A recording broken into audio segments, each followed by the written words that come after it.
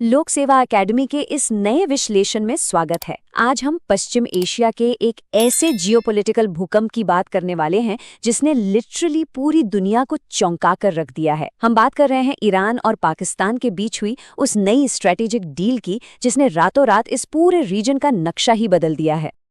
अब देखिए, सीधा सा सवाल है, क्या हॉर्मुज़ का गेम वाकई बदल गया है? और इसका जवाब है बिल्कुल। हुआ कुछ यूं है कि पाकिस्तान ने अचानक से ईरान के इंटरनेशनल ट्रेड के लिए एक ऐसा बैकडोर यानी पिछला दरवाज़ा खोल दिया है जो अमेरिकी नाकाबंदी को पूरी तरह से बाईपास कर रहा है। इसने तो पश्चिम एशिया की पूरी रणनीतिक बिसात को ही पलट के रख दिया है। तो इस विश्लेषण में हम जल्दी से इन 5 चीजों पर फोकस करेंगे।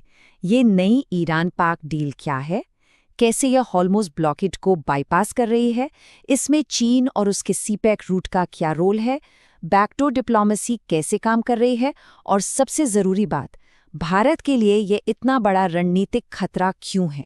चलिए बिना देरी किए अपने पहले पॉइंट से शुरू करते हैं और समझते हैं कि ये ईरान पाकिस्तान स्ट्रेटेजिक डील आखिर है क्या। इस पूरी टाइमलाइन को जरा ध्यान से समझिए। इस साल के शुरुआत में यानी फरवरी के आसपास अमेरिका और ईरान का टेंशन बिल्कुल अपने पीक पर था। रीजनल ट्रेड लगभग ठप हो चुका था। फिर अचानक 11 और 12 अप्रैल को पाकिस्तान इस्लामाबाद में एक बेहद अहम बैकडोर वार्ता होस्ट करता है और देखते ही देखते अप्रैल के आखिर तक पाकिस्तान ईरान के लिए आधिकारिक तौर पर नए ट्रांजिट कॉरिडोर खोलने का एक अनप्रेसिडेंटेड यानी अभूतपूर्व फैसला ले लेता है। अब इस डील के स्केल को देखिए, ये बहुत विशाल है। पाकिस्तान ने 900 किलोमीटर लंबे बॉर्डर पर ईरान के लिए एक दो नहीं पूरे 6 नए ट्रांजिट कॉरिडोर खोल दिए हैं।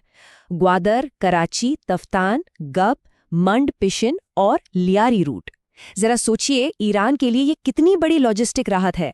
उनके लिए तो कराची पोर्ट अब बिल्कुल मुंबई पोर्ट की तरह काम कर सकता है। अब आते हैं दूसरे सबसे दिलचस्प हिस्से पर, ये हॉर्मुज़ नाकाबंदी को बाईपास कैसे किया जा रहा है। इस स्ट्रेटेजिक शिफ्ट को समझना बहुत जरूरी है। देखिए, स्ट्रेट ऑफ हॉर्मुज़ का जो समुद्री रास्ता है ना, वो अमेरिकी नेवी की नाकाबंदी के लिए बहुत ज्यादा वल्नरेबल है। लेकिन अब गेम बदल गया है। अब ईरान अपना जो $500 मिलियन का डेली ट्रेड है, उसे इस खतरे वाले रास्ते से हटाकर पाकिस्तान के एकदम सुरक्षित जमीनी रास्तों और पोर्ट्स के जरिए दुनिया भर में भेज सकता है।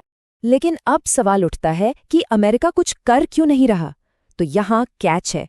पाकिस्तान असल में यूनाइटेड नेशंस के एक बड़े लीगल लूपहोल का फायदा उठा रहा है जिसे लैंडलॉक्ड कंट्री क्लॉज कहते हैं। इसके तहत पाकिस्तान दिखा रहा है कि वो तो बस एक लैंडलॉक्ड यानी जमीन से घिरे देश को व्यापारिक रास्ता दे रहा है, और ये लूपहोल इतना तगड़ा है कि अमेरिका तुरंत कोई जवाबी कार्रवाई कर ही नहीं सकता।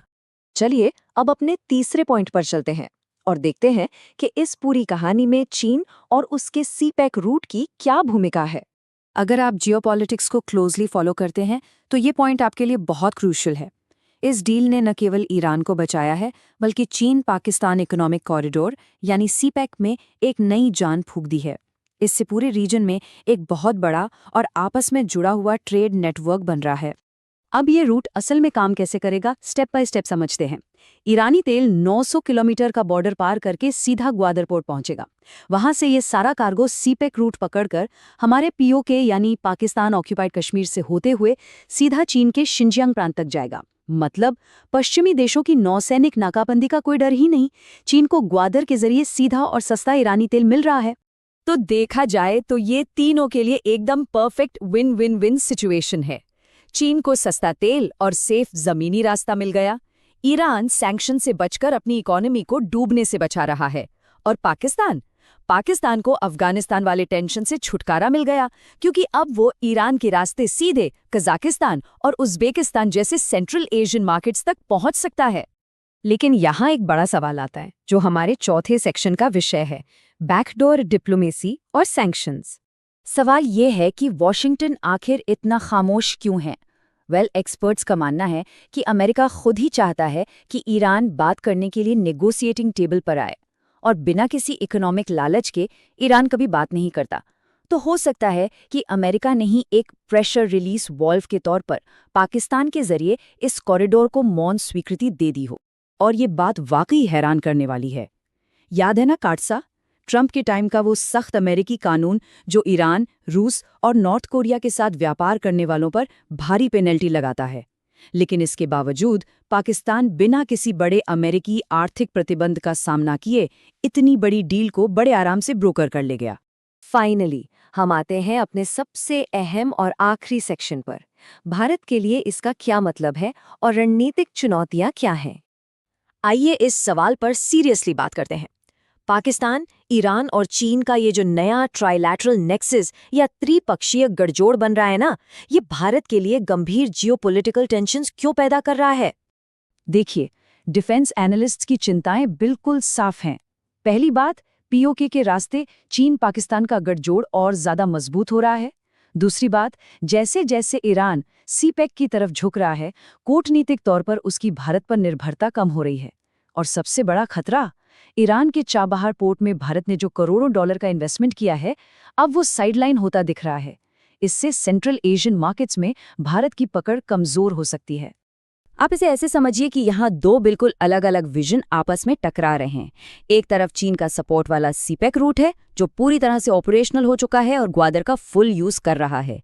वहीं दूसरी तरफ भारत का INSTC यानी international north south transport corridor है, जो ईरान और रूस से तो जाता है, लेकिन फिलहाल कई जियोपॉलिटिकल अड़चनों और देरी का सामना कर रहा है। तो पॉलिसी मेकर्स के लिए यहाँ टेक अवे बिल्कुल क्लियर है। अब सिर्फ डिप्लोमैटिक बैलेंसिंग से काम नहीं चलने वाला। इस नए गठजोड़ को काउंटर करने के लिए भारत को अपने चाबहार पोर्ट और INSTC प्रोजेक्ट्स को लिटरली वॉर फुटिंग पर बहुत ही आक्रामक रूप से आगे बढ़ाना ही होगा। ये अब कोई ऑप्शन नहीं, बल्कि तत्काल जरूरत बन चुका है।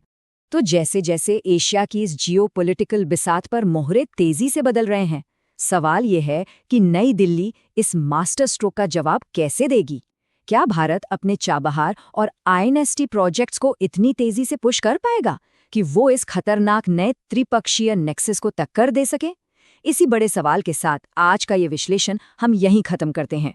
खुद सोचिए और इस बदलते पावर बैलेंस पर नजर रखिए।